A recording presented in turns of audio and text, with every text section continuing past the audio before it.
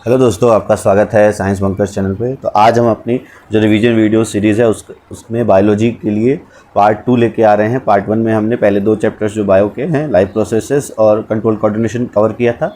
इस वीडियो में हम बाकी बचे हुए 3 चैप्टर्स जो हैं क्लास 10th के, उसको कवर करेंगे। तो स्टार्ट करते हैं। तो रिप्रोडक्शन की अगर हम बात करें तो it is the process by which living organism produce new individuals. और मेन फंक्शन क्या होता है कि it ensure entity of life and earth. अच्छा, जो आपका सेल का न्यूक्लियस होता है उसके अंदर डीएनए, डीऑक्सीराइबोन्यूक्लिक एसिड, ये हमारा हेरिडिटरी मटेरियल होता है जो इन्फॉर्मेशन को पास ऑन करता है एक जनरेशन से दूसरे जनरेशन। फिर डीएनए रेप्लिकेशन में न्यू सेल्स फॉर्म होते हैं, और जब न्यू सेल्स फॉर्म होते हैं तो वहाँ वेरिएशन कॉज होती है। और ये इसलिए जितने भी न्यू सेल्स हैं वो सिमिलर होती हैं बट आइडेंटिकल नहीं होती। फिर वेरिएशंस क्यों ज़रूरी हैं? तो they are useful for survival of the individual and species over time, क्योंकि इवोल्यूशन उसी बेसिस पे होता है। नेक्स्ट अगर हम देखें टाइप ऑफ रिप्रोडक्शन, तो एसेक्सुअल रिप्रोडक्शन, जिसमें सिंगल इंडिविजुअल जो है वो न्यू इंडिविजुअल को जन्म दे। दूसरा, इसमें गैमेट्स फॉर्म नहीं होते। थर्ड, इसमें आइडेंटिकल होते हैं ये पेरेंट्स से। और ये एक्सट्रीमली यूजफुल मीन्स है रैपिड मल्टीप्लिकेशन का, ये बहुत जल्दी मल्टीप्लाई हो जाते हैं। और मेनली ये लोअर ऑर्गेनिजम्स करते हैं। सेक्सुअल रिप्रोडक्शन में 2 इंडिविजुअल्स की ज़रूरत होती है, एक मेल और एक फीमेल। और इसमें गैमेट्स फॉर्म होते हैं। न्यू इंडिविजुअल जेनेटिकली सिमिलर होता है बट आइडेंटिकल नहीं होता। जेनेटिकली सिमिलर का मतलब जैसे पेरेंट जो है उनमें भी 46 क्रोमोसोम्स है, इसमें भी 46 हैं। नंबर ऑफ जो क्रोमोसोम्स हैं वो सेम रहते हैं, कैरेक्टर्स सेम रहते हैं, बट एग्जैक्ट सेम कैरेक्टर्स नहीं होते। उसके बाद है it is useful to generate more variation in species and it is adopted by higher organisms. अब अगर हम बात करें, यहाँ से क्वेश्चन बहुत आता है आपका, मोड्स ऑफ एसेक्सुअल रिप्रोडक्शन। तो टोटल 5 या 6 मेथड है एसेक्सुअल रिप्रोडक्शन के। सबसे पहला अगर हम देखें वो है फिजन। फिजन मतलब न्यूक्लियस जो है वो जब डिवाइड होके और उसके साथ साथ सेल डिवाइड होता है 2 पार्ट्स में। तो जो पेरेंट सेल है वो डिवाइड हो जाता है 2 डॉटर सेल्स में, इसको हम कहते हैं। अब मतलब डॉटर सेल्स में डिवाइड हो जाता है, अगर 2 में डिवाइड हो तो उसको हम कहते हैं बाइनरी फिजन, जो कि होता है अमीबा में। एक और ध्यान रखना, जो ईस्ट है, ईस्ट में भी जो फिजन होता है वो आपका बाइनरी फिजन होता है। बहुत बार ईस्ट में भी पूछ लिया जाता है। फिर मल्टीपल फिजन की अगर हम बात करें तो मल्टीपल फिजन होता है प्लाज्मोडियम में। और ये प्लाज्मोडियम जो है ये मलेरिया का कॉजेटिव ऑर्गेनिज्म है, यहाँ से क्वेश्चन आ जाता है। और ये एग्जांपल है आपका लेशमानिया जो कि कालाजार, ये लेशमानिया कालाजार जो बीमारी है उसका कॉजेटिव एजेंट है, और उसमें भी कैसा होता है, बाइनरी फिजन। नेक्स्ट है फ्रेगमेंटेशन। फ्रेगमेंटेशन में क्या होता है, ऑर्गेनिज्म ब्रेक हो जाता है स्मॉलर पीसेस में मैचुरेशन के बाद, और हर पीस डेवलप कर जाता है न्यू इंडिविजुअल में। ये एग्जांपल है स्पाइरोगायरा में। जैसे ये मेन था, 2 अलग अलग पार्ट में डिवाइड हो गया, दोबारा ये डेवलप कर जाएगा ये नए पार्ट में। ठीक है। नेक्स्ट है रीजनरेशन। रीजनरेशन जो है, इसमें क्या होता है कि कोई भी जो ऑर्गेनिज्म है उसको अगर हम कट कर दें या broken down into the many pieces, तो हर पीस जो है वो कंप्लीट ऑर्गेनिज्म में डेवलप हो जाता है। इसका एग्जाम्पल है प्लेनेरिया और हाइड्रा। अगला है बडिंग।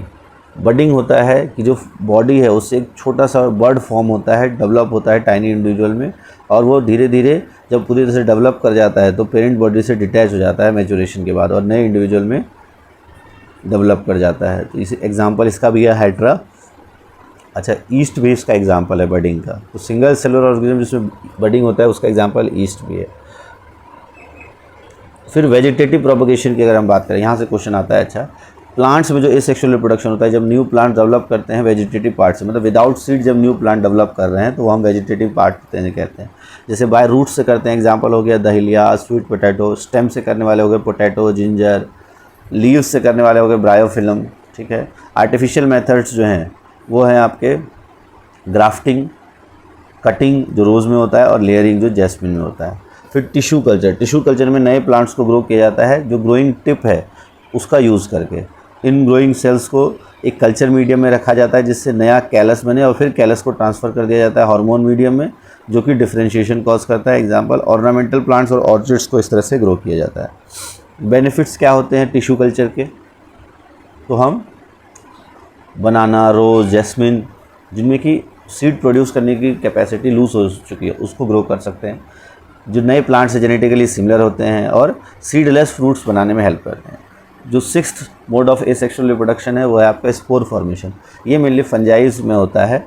इसमें स्पोर जो है वो स्मॉल बल्ब लाइक स्ट्रक्चर होते हैं जो कि थिक वॉल से कवर्ड होते हैं, और अंडर फेवरेबल कंडीशंस, जब फेवरेबल कंडीशंस आती है तब वो जर्मिनेट करते हैं, नहीं तो वो जर्मिनेट उस समय नहीं करती। ठीक है, अगला है ये स्पोर फॉर्मेशन है आपका राइजोपस में, जहाँ पे ये स्पोर्स है और ये स्पोरेंजिया जहाँ से इसके अंदर स्पोर्स जो है वो स्टोर होता है, ये हो गया आपका राइजोइड्स।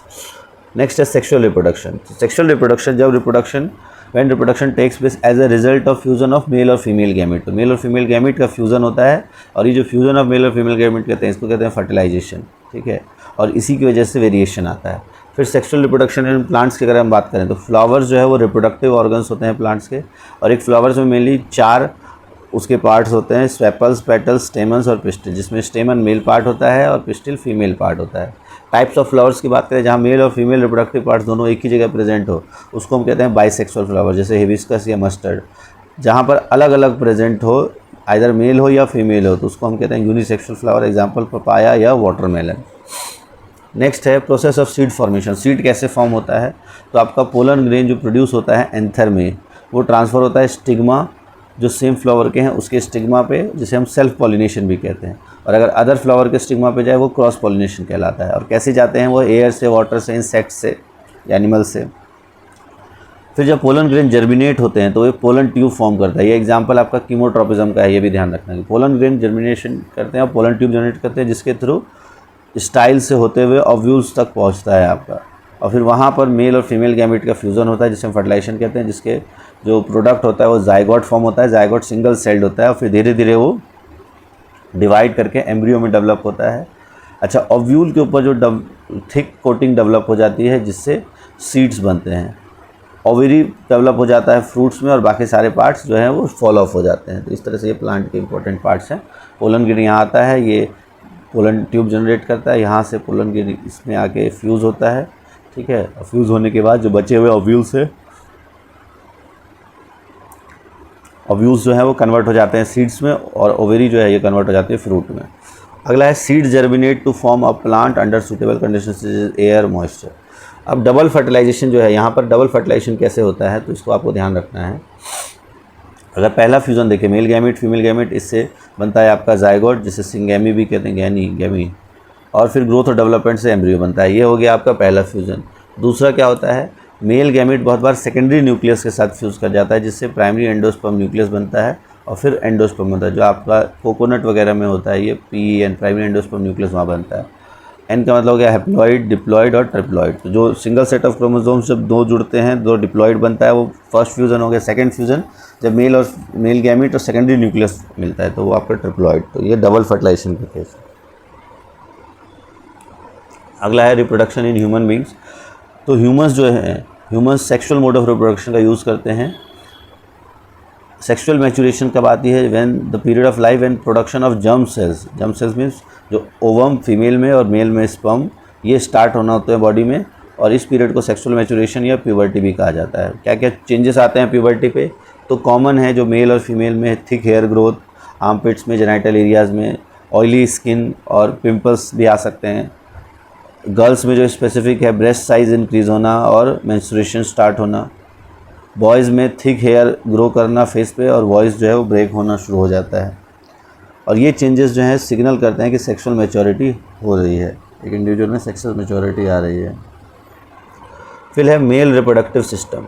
तो सबसे पहला है आपका टेस्टिस। तो अ पेयर ऑफ टेस्टिस जो है वो लोकेटेड होते हैं इनसाइड स्क्रोटम, जो कि हमारे एब्डोमिनल कैविटी के बाहर होता है, क्योंकि इसको रिलेटिवली लोअर टेम्परेचर की ज़रूरत होती है स्पर्म प्रोडक्शन के लिए। और मेल जर्म सेल्स जिसे हम स्पर्म कहते हैं वो यहाँ फॉर्म होते हैं। और टेस्टिस जो है मेल सेक्स हार्मोन रिलीज़ करते हैं, टेस्टोस्टेरोन। इसका फंक्शन होता है प्रोडक्शन ऑफ स्पर्म को रेगुलेट करना, और प्यूबर्टी में जो चेंजेस आ रहे हैं उसको कंट्रोल करना। उसके बाद है वास्ट डिफरेंस। वास्ट डिफरेंस जो है वो स्पर्म को पास करता है फ्रॉम टेस्टिस से यूरिथ्रा तक, और यूरिथ्रा एक कॉमन पैसेज होता है जो कि स्पर्म और यूरिन दोनों को बाहर लेके आता है थ्रू इस आउटर कवरिंग को हम पीनस कहते हैं। फिर एसोसिएटेड ग्लैंड की जब हम बात करें तो यहाँ पर सेमिनल वेसिकल्स और प्रोस्टेट ग्लैंड, ये अपने सिक्रीशंस ऐड करते हैं स्पर्म्स में, और ये सिक्रीशंस जो है उसको नरिशमेंट प्रोवाइड कराता है ताकि उनका ट्रांसपोर्ट ईजी हो जाए। अच्छा, स्पर्म सिक्रीशन के साथ जो ग्लैंड्स का सिक्रीशन सबको मिल के क्या कहलाता है? सीमन। ठीक है, तो ये मेल रिप्रोडक्टिव सिस्टम होता है आपका। टेस्टिस में स्पर्म फॉर्मेशन होता है, टेस्टिस स्क्रोटम में रहता है आपके बॉडी के बाहर, और फिर उसके बाद जब ये वासा डिफरेंस के थ्रू ये यूरिथ्रा तक पहुंचता है, यहाँ पे प्रोस्टेट ग्लैंड और सेमिनल वेसिकल ये अपने सिक्रीशंस इसमें डाल देते हैं, फिर ये यूरिथ्रा से पीनस के थ्रू बॉडी से बाहर आ जाता है। फीमेल रिप्रोडक्टिव सिस्टम की अगर हम बात करें तो इसमें पेयर ऑफ ओवरी लोकेटेड होता है बोथ साइड ऑफ एब्डोमेन में। फीमेल जर्म सेल होते हैं एग्स। ठीक है, टाइम ऑफ बर्थ जो गर्ल है उसमें thousands of immature egg present होते हैं ओवरी में, और जब प्यूबर्टी आती है तो धीरे धीरे ये एग स्टार्ट करना मैच्योर हो जाते हैं, मैच्योर होना स्टार्ट हो जाते हैं, और हर एग जो है सिर्फ 1 महीने में एक एग प्रोड्यूस होता है, दोनों में से किसी भी एक ओवरी से, ऑल्टरनेट भी होते हैं। ओविडक्ट और फेलोपियन ट्यूब, ये एग जब प्रोड्यूस करता है तो वो फेलोपियन ट्यूब से होते हुए यूट्रस में ट्रांसफ़र होता है, और फर्टिलाइजेशन जो है वो फेलोपियन ट्यूब में होता है, फ्यूजन ऑफ गैमेट्स यहीं पे होता है। फिर अगला है यूट्रस। यूट्रस एक बैग लाइक स्ट्रक्चर है जहाँ पर कि एम्ब्रियो या बेबी का डेवलपमेंट शुरू होता है after implantation of embryo. Embryo का इम्प्लांटेशन के बाद बेबी डेवलपमेंट यूट्रस में होता है।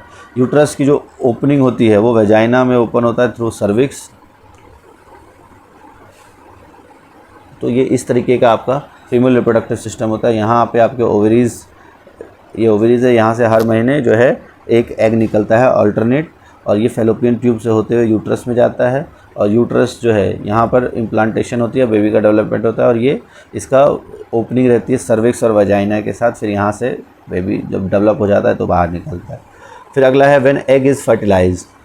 फर्टिलाइज्ड एग को हम क्या कहते हैं? जाइगोट। और ये प्लांटेड होता है यूट्रस में, डेवलप करता है एम्ब्रियो में, मतलब एम्ब्रियो में डेवलप हो जाता है। एम्ब्रियो न्यूट्रिशन कहाँ से मिलता है? मदर्स ब्लड से, with the help of special tissue called placenta. और ये प्रोवाइड करता है एक लार्ज सरफेस एरिया जो कि एक्सचेंज ऑफ ग्लूकोज, ऑक्सीजन और अदर मटेरियल्स को ज़रूरी होता है। टाइम ऑफ बर्थ पे फर्टिलाइजेशन जो है, टाइम पीरियड की अगर हम बात करें, फर्टिलाइजेशन से बर्थ तक अप्रॉक्सीमेटली 9 मंथ्स होता है, जिसे हम जेस्टेशन पीरियड कहते हैं, और ये 9 मंथ का होता है। जब एग फर्टिलाइज नहीं होता है तो क्या होता है? फर्टिलाइज हो गया तो ये सारी चीज़ों में नहीं हुआ, तो जो यूट्रस है वो अपने आप को हर महीने प्रिपेयर करता है फर्टिलाइज एग को रिसीव करने के लिए। और अगर एग फर्टिलाइज नहीं हुआ तो जो लाइनिंग ऑफ यूट्रस है वो थिक हो जाती है, स्पॉन्जी हो जाती है, और उसको स्पॉन्जी क्यों बनती है? क्योंकि सपोर्ट करने के लिए एम्ब्रियो को। और अगर फर्टिलाइजेशन नहीं हुआ तो ये लाइनिंग टूट जाती है, और फिर ये धीरे धीरे ब्रेक करती है, और वजाइना के थ्रू, ब्लड के थ्रू और म्यूकस के साथ ये बाहर आता है। इसको लगभग हर 28 दिन में ये साइकिल चलता रहता है, और इसी साइकिल को हम मेंस्ट्रुएशन कहते हैं। नेक्स्ट है रिप्रोडक्टिव हेल्थ। रिप्रोडक्टिव हेल्थ का मतलब है total well being in all aspects of reproduction, चाहे फिजिकल, इमोशनल, सोशल, बिहेवियरल। अब STDs, सेक्सुअली ट्रांसमिटेड डिजीज़ की अगर हम बात करें तो कुछ ऐसे डिजीज़ है जो सेक्सुअली ट्रांसमिटेड होते हैं, जो बैक्टीरिया से होने वाले डिजीज़ है, जैसे गोनोरिया और सिफिलिस। वायरस से होने वाले हैं वार्ड्स और HIV एड्स। इनसे बचने के लिए कॉन्डम्स का यूज़ किया जाना चाहिए ताकि इन्फेक्शंस कम से कम हो। अब है कॉन्ट्रासेप्शन, कि अगर अवॉइड करना हो प्रेगनेंसी को तो कैसे किया जा सकता है? तो हम ओवम को फर्टिलाइज होने से बचा ले तो कॉन्ट्रासेप्शन, तो प्रेगनेंसी नहीं होगी। तो अब मेथड्स ऑफ कॉन्ट्रासेप्शन की अगर हम बात करें तो ओवरऑल इसके 4 मेथड्स होते हैं। मैकेनिकल मेथड्स, जब एग्जांपल हो गया आपका कॉन्डोम या सर्वाइकल कैप। केमिकल मेथड्स में हम पिल्स का यूज़ करते हैं। IUCD, intra uterine contraceptive devices, इसमें हम लूप्स या कॉपर टी का इस्तेमाल करते हैं। या सर्जिकल मेथड जो परमानेंट होता है आपका, वासेक्टमी और ट्यूबेक्टोमी।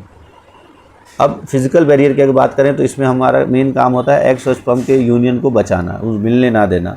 इसके लिए condom, cervical cap, diaphragm use होता है। केमिकल मेथड्स में ओरल पिल्स का यूज़ होता है, और ये हार्मोनल बैलेंस जो है बॉडी का चेंज करते हैं, जिससे एग्स जो है वो रिलीज़ नहीं होते। ठीक है, इनके कुछ साइड इफ़ेक्ट्स हो सकते हैं। अगला है intra uterine contraceptive devices, IUCD। तो जो कॉपर टी या लूप जो है वो यूट्रस में प्लेस होता है, जिससे प्रेगनेंसी प्रिवेंट हो जाती है। कॉपर जो है स्पर्म की जो मोर्टेलिटी है उसको ख़त्म कर देता है। नेक्स्ट है सर्जिकल मेथड्स। सर्जिकल मेथड्स में जो मेल्स में वास डिफरेंस है उसको ब्लॉक कर दिया जाता है, जिससे स्पर्म का ट्रांसफ़र ब्लॉक हो जाता है। इसी को हम वासेक्टोमी कहते हैं। और फीमेल्स में फेलोपियन ट्यूब को ब्लॉक करके एग ट्रांसफ़र को प्रिवेंट कर दिया जाता है, जिसे ट्यूबेक्टोमी कहते हैं।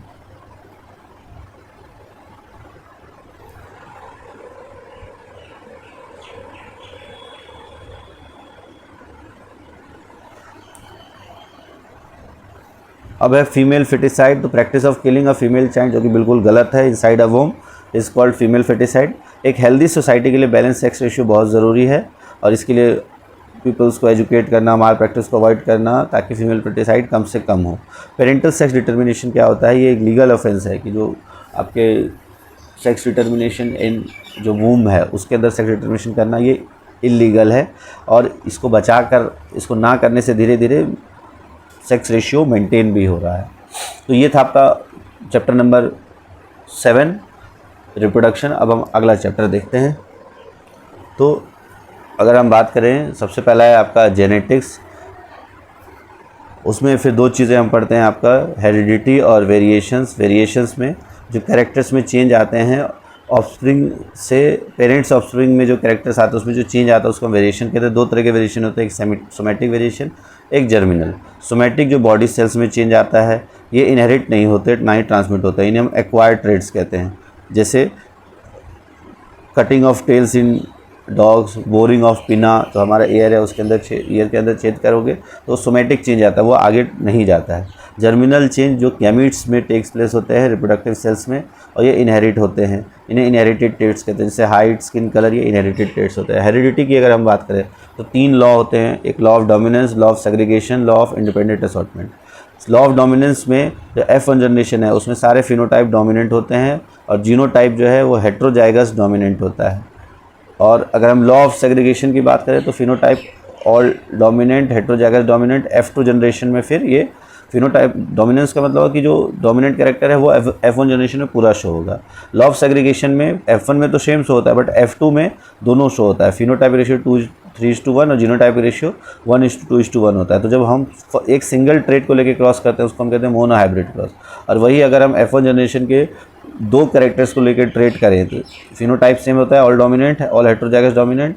और F2 जनरेशन में फिनोटिपिक रेशियो जब 2 कैरेक्टर्स को लेकर करते हैं वो होता है 9:3:1। ठीक है, ये डाइहाइब्रिड क्रॉस का रेशियो होता है आपका। एग्जाम में बहुत बार डायरेक्ट रेशियोज़ पूछ लिए जाते हैं। अब अगर हम वेरिएशंस की बात करें तो वेरिएशंस जो कि रिप्रोडक्शन के दौरान होता है, ठीक है, appear during reproduction whenever organism multiply.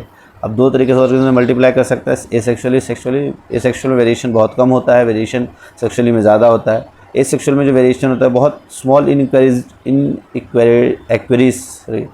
Accuracies जब डीएनए में आ जाता है जिसे म्यूटेशन कहते हैं, तो वहाँ पर वेरिएशन आता है।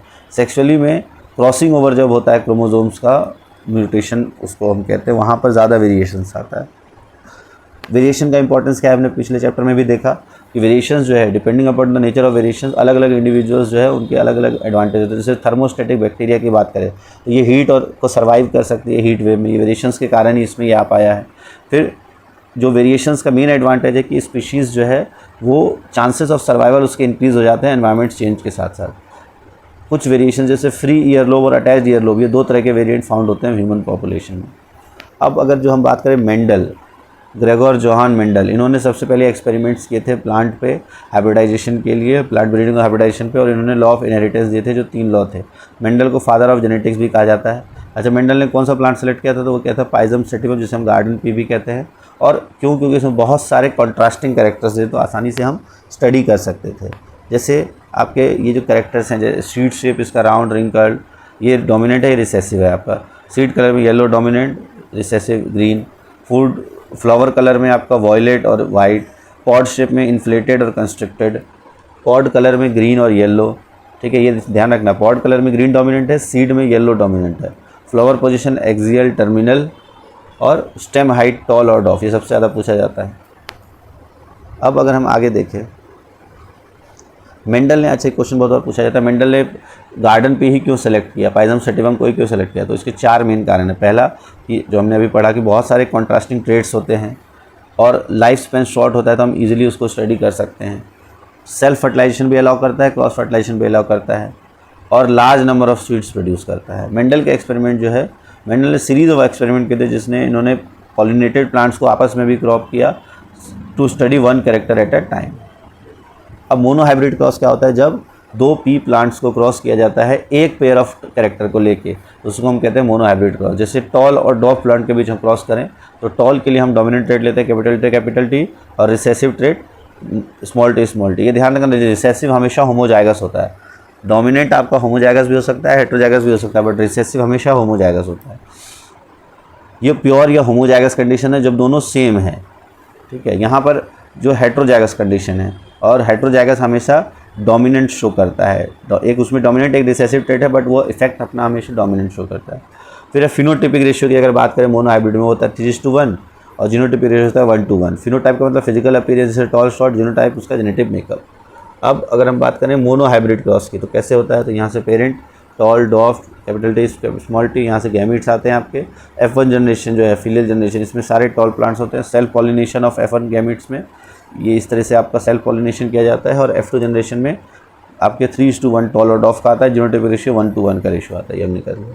फिर उसके बाद अगर हम बात करें डाई हाइब्रिड क्रॉस से क्या क्या ऑब्जर्वेशंस होते हैं, तो इसमें अगर F1 प्रोजेनी टॉल है तो कोई भी मोनो हाइब्रिड क्रॉस के ऑब्जर्वेशन, तो F1 प्रोजेनी टॉल थी तो कोई भी मीडियम हाइट प्लांट नहीं मिले F1 में, लेकिन F2 में 1/4 जो है मतलब 25% शॉर्ट थे, 75% टॉल थे। फिनोटिपिक रेशियो जो है 3:1 और जीनोटाइपिक रेशियो ये होता है। कंक्लूजन कि दोनों टॉल प्लांट्स हैं और कैपिटल टी शॉर्ट है। एक सिंगल कॉपी टी जो है इनफ है प्लांट को टॉल बनाने के लिए, लेकिन रिसेसिव के लिए दोनों स्मॉल टी चाहिए। कैरेक्टर ट्रेस लाइक टी जो है इसको डोमिनेंट कहेंगे और स्मॉल टी को रिसेसिव ट्रेट कहते हैं। डाई हाइब्रिड क्रॉस की जब हम बात करते हैं तो इसमें 2 कैरेक्टर्स को लेकर हम क्रॉस करते हैं, जैसे राउंड और ग्रीन, रिंकल्ड और येलो। तो ये इसके हमने पेरेंट ये गैमीट्स बनाए, फिर यहाँ से एक इधर से ये बना राउंड येलो। और फिर जब F1 जनरेशन का क्रॉस करते हैं, ठीक है, तो आपका ये बन गया F1 जनरेशन में, ये सारे F1 इसी तरह से बनेंगे। फिर जब हम F1 जनरेशन का आपस में क्रॉस करेंगे तो ये F2 जनरेशन इस तरह से बनता है। अच्छा, इसको हम कहते हैं पनेट स्क्वायर, ये ध्यान रखना, बहुत बार पूछ लिया जाता है, इसको पनेट स्क्वायर कहा जाता है, ठीक है। फिनोटिपिक रेशियो जो है उसमें round yellow 3, round green 3, wrinkled yellow 3 और 1 रिंकल्ड ग्रीन, तो टोटल 9:3:1 का रेशियो होता है। और ये आपका फिनोटिपिक रेशियो होता है जब हम सेल्फ पॉलिनेशन करते हैं प्लांट्स का, F1 प्लांट्स का। कंक्लूजन कि राउंड और येलो सीड डोमिनेंट है और न्यू फिनोटाइप अकरेंस होती है कॉम्बिनेशंस में, जो कि शो करता है कि जीन जो है वो राउंड और येलो सीड्स का इनहेरिट होता है इंडिपेंडेंटली, इसी को इंडिपेंडेंट असॉर्टमेंट भी कहते हैं। अगला है मेंडल्स लॉ ऑफ इनहेरिटेंस। तो 3 तरह के लॉ दिए थे उन्होंने। जो सबसे पहला था आपका लॉ ऑफ डोमिनेंस, जिसमें ये लॉ क्या स्टेट करता है कि जो 2 अल्टरनेटिव फॉर्म्स हैं ट्रेट्स ऑफ और कैरेक्टर्स, जीन्स या अलील्स, ट्रेट और कैरेक्टर को जीन या अलील्स भी कहा जाता है, ये जो एक ऑर्गेनिज्म में प्रेजेंट होते हैं तो ओनली एक फैक्टर एक्सप्रेस होता है F1 प्रोजेनी में, और वो जो एक्सप्रेस होता है उसे हम कहते हैं डोमिनेंट, और जो अदर है वो होता है रिसेसिव। और कैरेक्टर्स कंट्रोल होता है by discrete unit called factors. Factors pairs में आकर होते हैं। लॉ ऑफ सेग्रीगेशन, ये प्योरिटी ऑफ गैमेट्स क्या होता है, दिस लॉ स्टेट दैट की जो फैक्टर्स है या अलील्स है ये एक पेयर के, वो अलग अलग सेग्रीगेट होते हैं ड्यूरिंग द गैमेट फॉर्मेशन। जैसे एक गैमेट सिर्फ एक ही फैक्टर को रिसीव करता है, वो कोई ब्लेंडिंग या they do not show any blending but simply remain together. Homozygous parents जो प्रोड्यूस करता है गैमेट वो सारे सेम होते हैं। हेटेरोजाइगस पेरेंट्स अलग अलग टाइप्स के गैमेट प्रोड्यूस करता है, जिसमें दोनों allele having each one allele in equal proportion. Third law है आपका लॉ ऑफ इंडिपेंडेंट असॉर्टमेंट। इसमें कहा जाता है कि जो 2 फैक्टर्स हैं हर एक कैरेक्टर्स असॉर्टमेंट के या सेपरेट होने के, तो ये इंडिपेंडेंटली असॉर्ट होते हैं या सेपरेट होते हैं। जैसे सेग्रीगेशन के गैमेट फॉर्मेशन के टाइम पे ये रैंडमली अरेंज होते हैं ऑफस्प्रिंग, वो दूसरे के ऊपर डिपेंड नहीं करता है, ठीक है। और ये पेरेंटल और न्यू कॉम्बिनेशंस दोनों फॉर्म करते हैं, जैसे हमने डाई हाइब्रिड क्रॉस में देखा।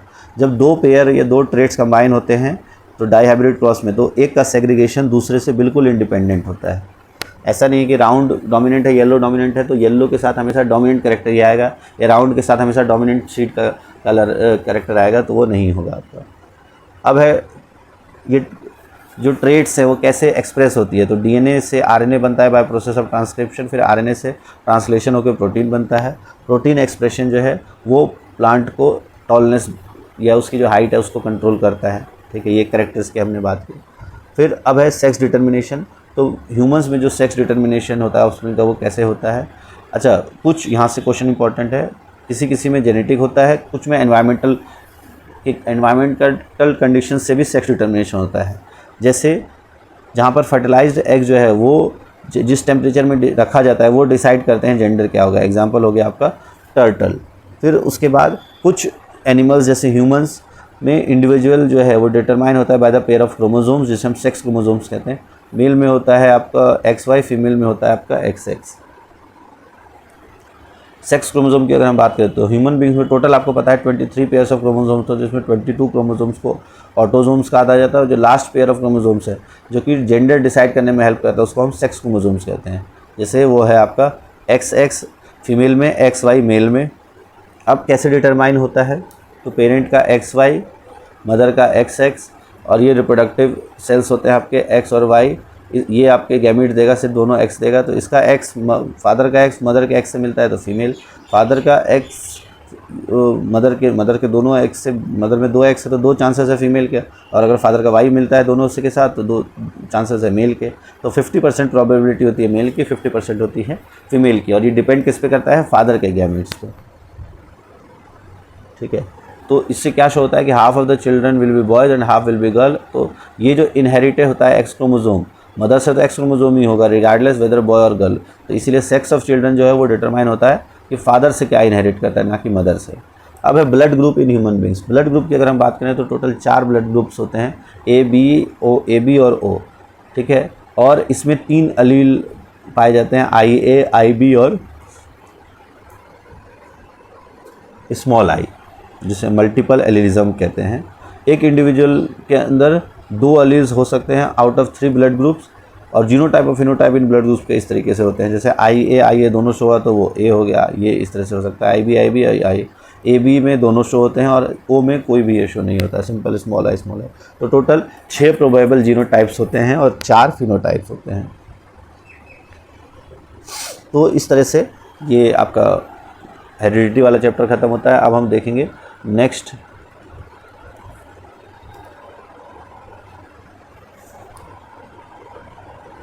तो अब है हमारा एनवायरनमेंट। तो जो भी हमारे आसपास है उसको हम एनवायरनमेंट कहते हैं। इसमें 2 फैक्टर्स होते हैं, बायोटिक और नॉन बायोटिक कंपोनेंट, और इन्हीं के बीच का इंटरेक्शन जो है वो इकोसिस्टम बनाता है। इकोसिस्टम में लिविंग कंपोनेंट डिपेंड करते हैं एक दूसरे पे फूड के लिए, और जो कि फूड चेन को राइज करता है, और फिर फाइनली फूड वेब को। ह्यूमन एक्टिविटीज़ से जो एनवायरमेंटल प्रॉब्लम्स आ रही है, जैसे depletion of ozone layer, production of huge amount of garbages. Ecosystem की अगर हम बात करें तो जितने भी इंटरैक्टिंग ऑर्गेनिज्म एक एरिया में जो कि नॉन लिविंग कॉन्स्टिट्यूएंट्स के साथ रहते हैं वो एक इकोसिस्टम फॉर्म करते हैं। जैसे forest, pond, temperature, rain, air, soil, ये लिविंग ऑर्गेनिज्म, ये सब मिलकर इकोसिस्टम बनाते हैं। 2 टाइप्स होते हैं, नेचुरल और आर्टिफिशियल। नेचुरल जो नेचर में एग्जिस्ट करता है अपने आप, जैसे फॉरेस्ट, लेक, ओशियन। आर्टिफिशियल जो मैन मेड है, जैसे क्रॉप फील्ड, एक्वेरियम, गार्डन। अगर हम कंपोनेंट्स की बात करें तो 2 कंपोनेंट्स होते हैं, एबायोटिक जैसे एयर, वाटर, लैंड, बायोटिक जो लिविंग बींग्स जैसे प्लांट्स, एनिमल्स, माइक्रो ऑर्गेनिजम्स। अब बायोटिक कंपोनेंट 3 पार्ट में डिवाइडेड होता है। प्रोड्यूसर्स जो खाना खुद बनाते हैं जैसे प्लांट्स, कंज्यूमर्स जो उसको कंज्यूम करते हैं, और डिकम्पोजर्स जो डेथ होने के बाद उसको साफ़ करते हैं, मतलब क्लीन करते हैं एनवायरनमेंट डिकम्पोज करके। कंज्यूमर्स जो है वो आपके हर्बीवोर्स जो डायरेक्ट प्लांट को ईट करते हैं, कार्निवोरस जो सिर्फ एनिमल्स को ईट करते हैं, ओमनिवोरस जो दोनों को, और पैरासाइट्स जो किसी को खाते नहीं बट किसी भी इंडिविजुअल के अंदर रह के उससे उसका न्यूट्रिशन ले लेते हैं बिना मारे हुए। अब एबायोटिक कंपोनेंट, जितने भी नॉन लिविंग कंपोनेंट होते हैं जैसे वाटर, लैंड, लाइट, टेम्परेचर, ये एबायोटिक कंपोनेंट कहलाते हैं। जितने भी लिविंग कंपोनेंट जैसे प्लांट, एनिमल, बैक्टीरिया, फंजाई, ये सब बायोटिक कंपोनेंट कहलाते हैं। Nutrition biotic, on the basis of nutrition biotic component को फर्दर डिवाइड किया जाता है प्रोड्यूसर्स में। इसमें आपके सारे green plants, blue green alga, ये प्रोड्यूस जो कि अपना खुद खाना बना सकते हैं by the process of photosynthesis, उन्हें हम लाते हैं। कंज्यूमर्स में all animals which depend on producers directly और इनडायरेक्टली फॉर देयर फूड, उन्हें हम कंज्यूमर्स कहते हैं। कंज्यूमर्स में फिर अलग अलग तरह से आ सकते हैं आपके हर्बीवोर्स जो प्लांट ईटर हैं जैसे गॉट और डियर, कार्निवोरस जो फ्लैश ईटर मांस खाने वाले टाइगर, क्रोकोडाइल, ओमनीवोर्स जो दोनों खाते जैसे ह्यूमंस, क्रो, डॉग्स। फिर पैरासाइट्स जो है वो बॉडी पे रहते हैं होस्ट के और उसी से अपना फूड या न्यूट्रिशन लेते हैं, जैसे लाइस, कैस्केटा। और डिकम्पोजर्स, ये ऐसे ऑर्गेनिज्म जो डिकम्पोज करते हैं डेड प्लांट्स को और एनिमल्स का, एग्जांपल बैक्टीरिया, फंजाई। ये रिप्लेनिशमेंट ऑफ नेचुरल रिसोर्स में इंपॉर्टेंट रोल प्ले करते हैं। फिर फूड चेन की अगर हम बात करें तो food chain is a series of organism in which one organism eats another organism as food. इसमें एक ऑर्गेनिज्म दूसरे को जो फूड की तरह से खाता है, तो ये जो सीरीज़ है इसी को हम कहते हैं फूड चेन। और एक फूड चेन में अलग अलग स्टेप्स होते हैं और जहाँ पर एनर्जी का ट्रांसफ़र होता है उसे हम ट्रॉफिक लेवल कहते हैं। फ्लो ऑफ एनर्जी की अगर हम बात करें तो ये यूनी डायरेक्शनल होता है, ठीक है, हमेशा अपराइट होता है इसका ग्राफ। प्लांट जो है वो सनलाइट का 1% कैप्चर करती है और उसको फूड एनर्जी में कन्वर्ट करती है। उसके बाद प्लांट से हर एक सक्सेसिव ट्रॉफिक लेवल पे 10% आगे तक जाता है, 90% यूटिलाइज हो जाता है, इसी को हम 10% लॉ कहते हैं। कुछ अमाउंट जो है गोज इनटू डाइजेशन और doing work and rest goes towards growth and reproduction. उसके बाद जो एवरेज ऑफ 10% फूड है वो turn down into the own body and made available for next level of consumers. Consumer को सिर्फ 10% एनर्जी ही मिल पाती है और इसी ग्रेजुअल इंक्रीज के कारण फूड चेन जो है उसमें 3 से 4 लेवल ही हो सकते हैं, क्योंकि जैसे जैसे ऊपर जाएंगे जो एनर्जी की जो सप्लाई है वो कम होती जाएगी। फिर बायोलॉजिकल मैग्नीफिकेशन, जो कंसंट्रेशन होता है हार्मफुल केमिकल्स का उसका बढ़ जाना हर एक ट्रॉफिक लेवल पे, उसको हम कहते हैं बायोलॉजिकल मैग्नीफिकेशन। और अधिकतर जो केमिकल्स है वो ह्यूमंस को ज़्यादा इफेक्ट करते हैं, क्योंकि ह्यूमंस हमेशा टॉप लेवल ऑक्यूपाई करता है किसी भी फूड चेन का। फूड वेब, क्योंकि नेचर में बहुत सारे फूड चेन हैं तो वो सारे एक दूसरे से इंटरकनेक्टेड है। तो इंटरकनेक्टेड फूड चेन्स को हम फूड वेब कहते हैं। एनवायरमेंटल प्रॉब्लम्स की चेंज जो है एनवायरनमेंट में वो इफेक्ट करता है, हमारे एक्टिविटीज़ इफेक्ट करती है एनवायरनमेंट को, जिससे पॉल्यूशन डिफॉरेस्टेशन होता है। अब ओजोन लेयर की अगर हम बात करें तो ओजोन जो है, जो इसका फॉर्मूला आता है O3, ये एक प्रोटेक्टिव ब्लैंकेट की तरह काम करता है अर्थ के चारों, जो कि most of the harmful UV rays को एब्जॉर्ब कर लेता है, और इससे बहुत सारे हेल्थ हज़ार्ड जैसे skin cancer, cataract, week immune system, ये सब नहीं हो पाता। ओजोन लेयर की बात करें तो हायर लेवल ऑफ एटमॉस्फेयर में प्रेजेंट होते हैं, और ये एक डेडली पॉइजन होता है ग्राउंड लेवल पे, ठीक है। फॉर्मेशन ऑफ ओजोन मॉलिक्यूल की बात करें तो high energy UV radiation break down the oxygen molecule into free oxygen atom की, जो ऑक्सीजन की मॉलिक्यूल है O2 को यूवी रेडिएशन O+ में कन्वर्ट करता है, और ये जो अब O है वो ये जो O2 के साथ जो ये O है फटाफट कंबाइन करके O3 बना देता है, और इसी को हम कहते हैं ओजोन फॉर्मेशन। अब डिप्लीशन ऑफ ओजोन जो है वो कैसे हुआ, तो डिक्रीज़ जो है ओजोन के जो थिकनेस में डिक्रीज़ को हम डिप्लीशन ऑफ ओजोन कहते हैं, और ये सबसे पहले अंटार्कटिका पे ऑब्जर्व किया गया था 1985 में। इसी को हम ओजोन होल कहते हैं। इसका सबसे इंपॉर्टेंट कारण था CFC क्लोरोफ्लोरोकार्बन, जो कि AC और रेफ्रिजरेटर्स में यूज़ किया जाता है, फायर एक्सटिंग्विशर में यूज़ किया जाता था। 1987 में यूनाइटेड नेशन एनवायरनमेंट प्रोग्राम, जो कि सक्सीड हुआ एक एग्रीमेंट करने में, जो कि CFC प्रोडक्शन, जिसे हम कहते हैं क्योटो प्रोटोकॉल। क्योटो प्रोटोकॉल में इससे रिलेटेड एक प्रोग्राम बनाया गया, जिससे सभी कंट्रीज़ को इसको मानना पड़ेगा। उसके बाद है गार्बेज डिस्पोजल। गार्बेज की अगर हम बात करें, जो कचरा है वो दो टाइप्स के होते हैं मेनली। जो गार्बेज डिस्पोजल मेन प्रॉब्लम है तो हमारे आज के एनवायरनमेंट की, जैसे जैसे लाइफस्टाइल बढ़ रहा है गार्बेज का जो एक्यूमुलेशन है वो बढ़ता जा रहा है।